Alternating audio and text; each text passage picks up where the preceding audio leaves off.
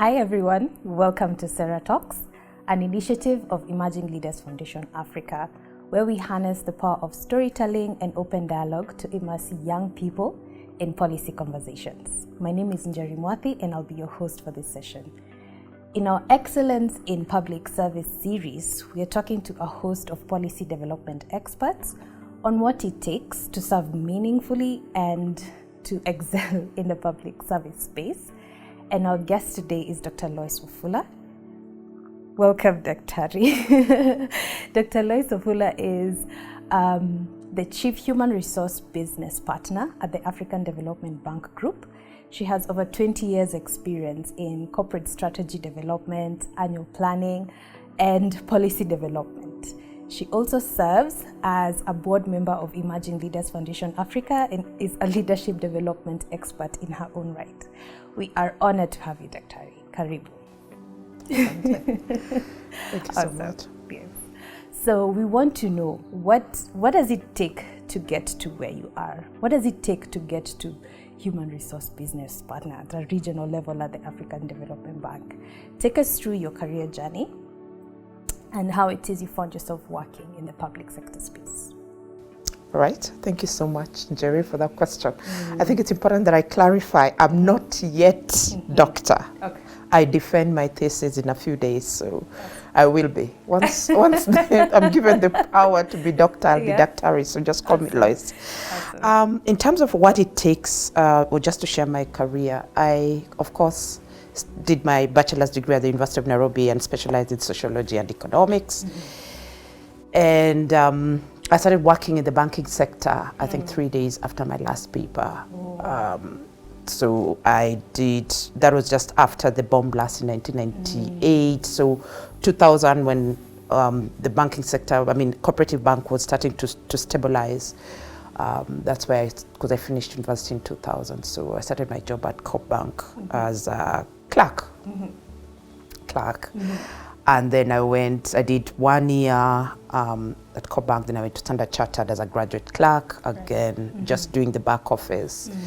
Did banking for 6 years. But while I was in banking, I knew two things: that I wasn't cut out to be in banking operations, and that I wanted to deal with people. And so at that point, I did, God, I think I'm old. At that point, I wanted to move into HR. And so I said, how will I move into HR? So I started doing my postgrad diploma in HR, IHRM then. I did 1 year. That was 2004, 2005. That was just 5 years into my career.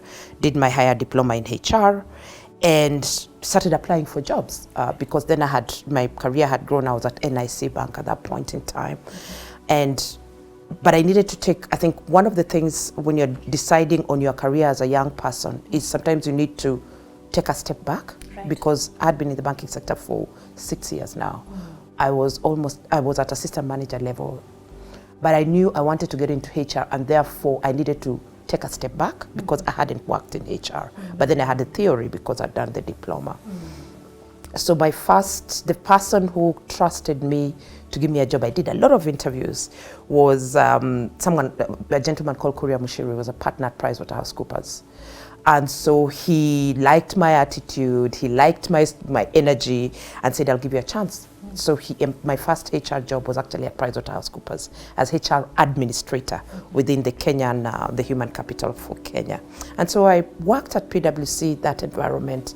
Of course, there was a human capital consulting wing, so I could see how the HR consultants are working. But I was in the internal HR, and I said, that's a step I want to do. So very important for you to always look at where do you want to go, and then defining the gaps and saying, what do I need to do? And what do you need to do is either in terms of, do you need to build more skills, or do you need to leverage on your experience, or do you need to network? For me, I always say, those are the three key things for your career to grow. And so I was at PricewaterhouseCoopers for two years, going to 2.5, 3 years. And at that point, I tried to get into PwC consulting, but I wasn't able to get into. But then I was told about the associate director at Deloitte for human capital, and they were looking for human capital consultants. So I'd been given the profile of this person. She's called Isabel, and I knew her face. I had a picture. So one day I was shopping in the supermarket, and I see her. I see her at the supermarket, and I go introduce myself. I say, Isabel, my name is Loice Wafula. I'm interested in joining your team. Right. I work at PricewaterhouseCoopers in the HR admin. That's how I got a job in the HR consulting at Deloitte. So I joined Deloitte, did some very interesting work around public sector. So Deloitte was very big in terms of public sector restructuring, organization reviews, recruitments. So the whole immersing yourself into the HR space within the public sector space. And so that's how I started dabbling in public sector work. And I enjoyed it, but of course it was also very challenging because you've done work, they've sourced you as a consultant, you do work, you go present to the board, and it's just thrown away. You know, so for me, I started saying there's an element of managing the board and the leadership within the corporate sector that is not, it's not black and white like the public sector, that's not black and white like the corporate sector. Right. And so my interest was picked in terms of working in the public sector then. But one of the things I also noticed is there was the feedback that consultants, so I wanted to work in HR consulting. But when I would say, this is my experience and everything, I would be told consultants don't know how to implement. You just come, give us all these ideas that can work, and then you go away. And then we are left with reports and recommendations from consultants that are not implementable within organizations. I said, so one of the things that's a gap in my career is the market feels that I am a consultant and I may not be able to implement. So I said, so I need to go back into industry and be in HR and be able to implement solutions that I've been proposing to my clients. And so I started looking for a job within HR, and I went into a startup. Startups are very interesting. I went to a company called 7Cs Technologies, run by Michael Masharia. And what is good about startups is you do everything end to end. When you go into big organizations, then you will do recruiting, you'll do compensation and benefits, you'll do performance. But in startups, you do everything. Right. And so I was with Michael Masharia for almost a year and a half, and it was fantastic for the energy and the tension between delivery and implementing systems and controls, putting in place interventions that will make a startup work. 7Cs Technologies was expanding within the region, and being the HR manager then was very, very interesting, very stretching, but also a lot of pressure. But Michael Masharia is someone who pushes and pushes, so there was a lot of pressure. And at that point I said, okay, so I worked at 7Cs Technology for a year and a half, and I said, my strength, I'm an economist, I'm a banker. I need to go back into the space and now as a HR person and not as a banker the way I was. So I looked for a job and I got a senior HR business partner role at Stanbic. So I worked there, was quite interesting. Now just expanding my experience and my knowledge. Then there was a job at the UN. At the UN. I saw it in the newspaper, and at that point people used to tell me it's very hard to get into the UN. So it was in the nation. I used to look at jobs because I'm a recruiter at that point. I'm looking for people. But even as you recruit, you see some interesting roles. So I said, I've had a lot of stories that it's very difficult to just apply and get a job in the UN, or you need to know someone, and that's another thing that young people need to. There's a lot of hubris and stories that sometimes discourage people from trying or for pursuing their dreams, because they'll say, I will not get in, I will not even have a chance because anyway, you must know someone. So I saw this advertisement in the newspaper for country head of HR for World Food Program.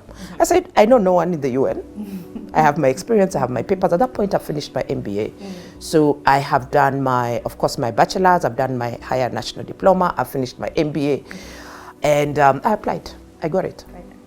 So I went to the UN. I sat pretty in Gigiri. I was the head of HR. I had a very big team of around 10 people.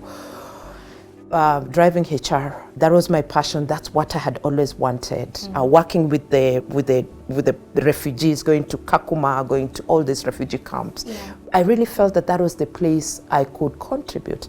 So one of the things that was actually coming in, I always knew And I need to say, because I was in Lugulu Primary School, and I was the top girl in Lugulu in 1990. So I was educated by the government. So at the back of my mind, I always knew I'd want one day to work for the government. I wanted to give back because I wouldn't be where I was if it wasn't for the government.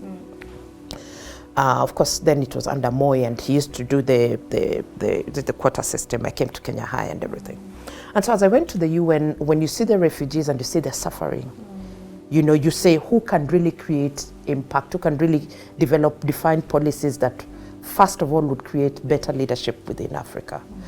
And because I was working in Kenya and the refugees were from Ethiopia, some were from Sudan, I kept asking myself, why is it that in Africa we are not getting it right around leadership? And so as I sat at the UN, I remember I had created a niche within the HR fraternity in Kenya for working in government organizations, and that's what I was known for.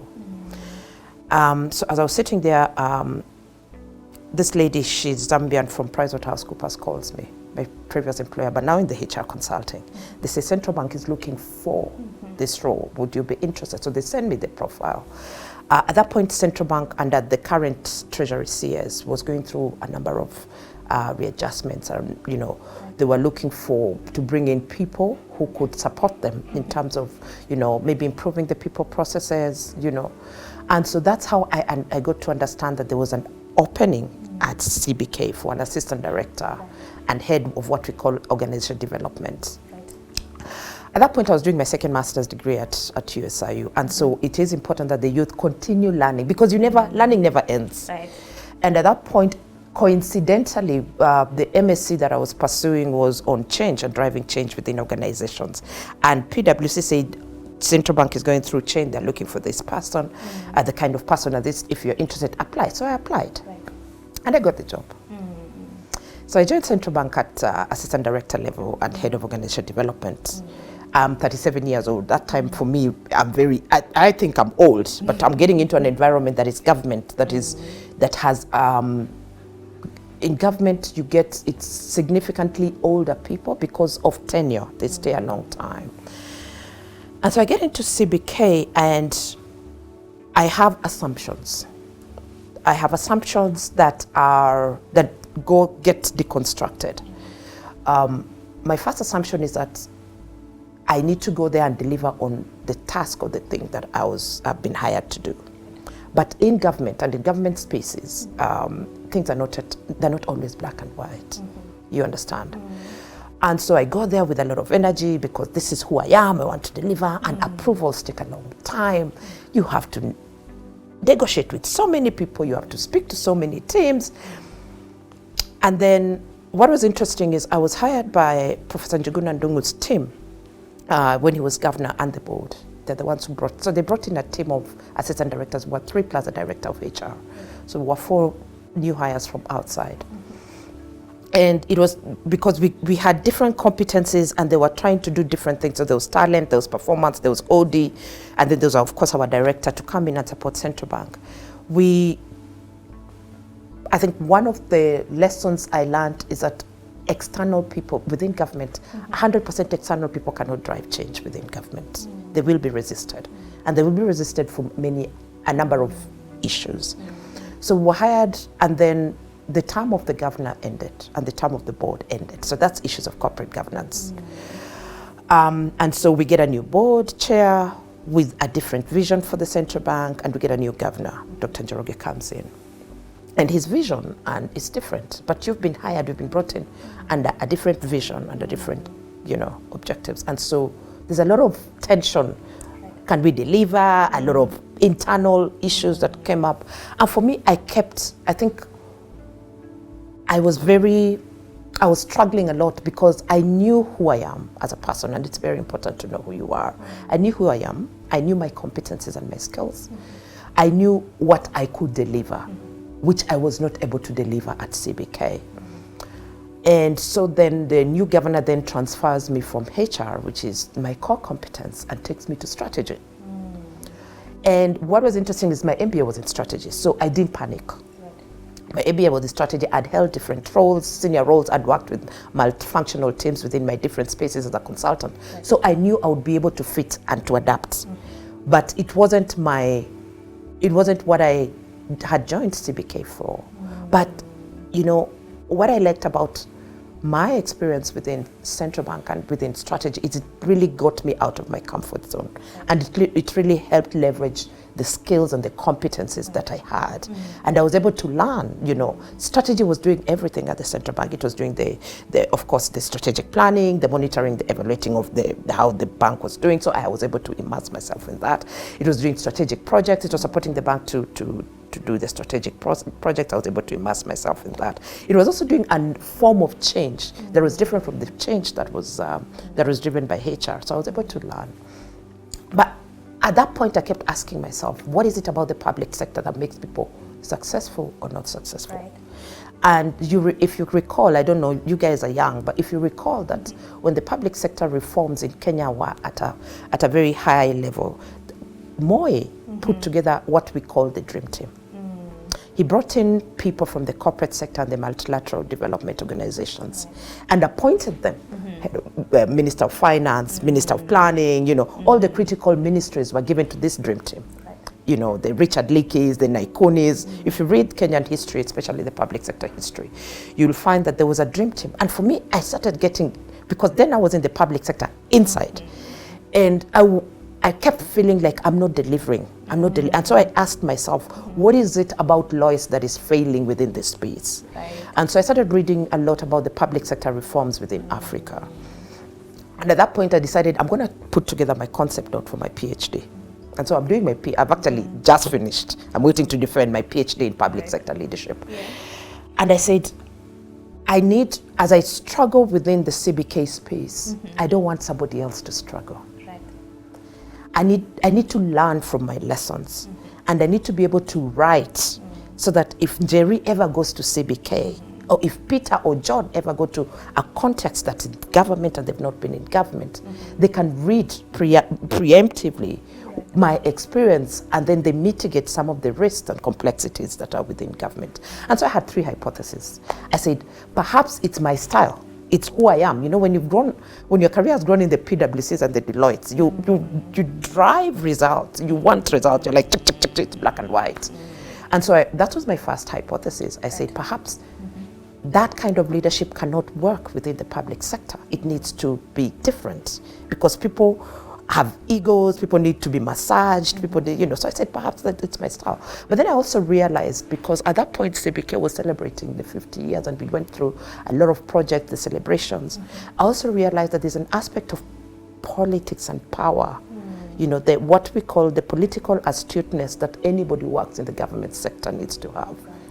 And so I said, that is an area that I need to develop, because I was naive. I thought it's black and white, we're coming into work.